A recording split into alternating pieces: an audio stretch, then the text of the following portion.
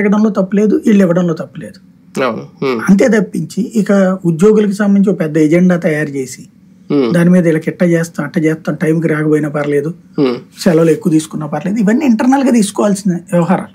మిగతా జనాలకు సంబంధించిన ఇష్యూ కాదు అది. కాకపోతే వాళ్ళందరూ అసంతృప్తి ఉంది కాబట్టి దాంట్లో చల్లార్చడం కోసం తెలుగుదేశం పార్టీ గేమ్ వేసింది. ఇప్పుడు వాళ్ళని ఇంకా కొత్తగా చెప్పి సంతృప్తి పరిచేది ఏంది? సాక్షిలో వార్తలు రాసుకుంటున్నారు, ఉద్యోగులకు ఫ్రెండ్లీ సీఎం అది ఇదని.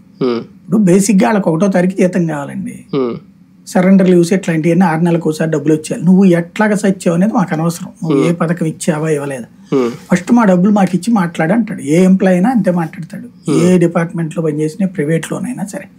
నీకు నష్టం ఉంది కాబట్టి యజమాని నాకు జీతం వదిలేండి అని ఎవడంటాడు? ఏ ఉద్యోగం అంటాడు? వాళ్ళు బతికేది దాని మీదే కదా. వాళ్ళు అడగడంలో తప్పేం లేదు, కాబట్టి వాళ్ళు చేయలేదు. చంద్రబాబు నాయుడు చేస్తాడని నమ్ముతున్నారు వాళ్ళు, ఇంతకుముందు ఇచ్చాడు కాబట్టి అదే కరెక్ట్ గా వచ్చును. గాజు గ్లాస్ గుర్తు ఒక రకంగా కూటమి కలిసి వస్తుందేమో అని అనుకుంటే ఇప్పుడు ఆ గాజు గ్లాస్ గుర్తే జనసేన పార్టీకే ఇబ్బందులు తెచ్చిపెట్టేలా తయారైందా? కారణం ఏంటి? ప్రాక్టికల్ గా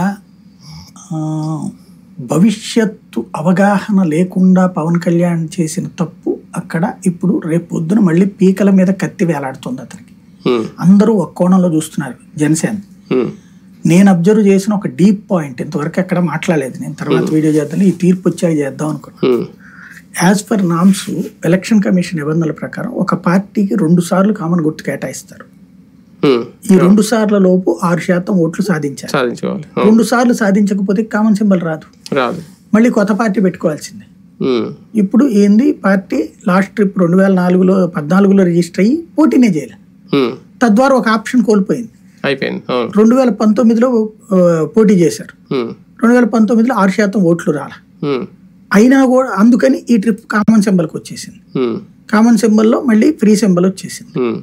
ఇప్పుడు ఈ ట్రిప్ కూడా 6% రాకపోతే, అంటే అప్పుడు 2014 పోటీ చేయలేదు కాబట్టి కౌంటర్ రాల, పోటీ చేసిన 2 సార్లు వరుసగా 6% ఓట్లు రాకపోతే కామన్ సింబల్ రాదు.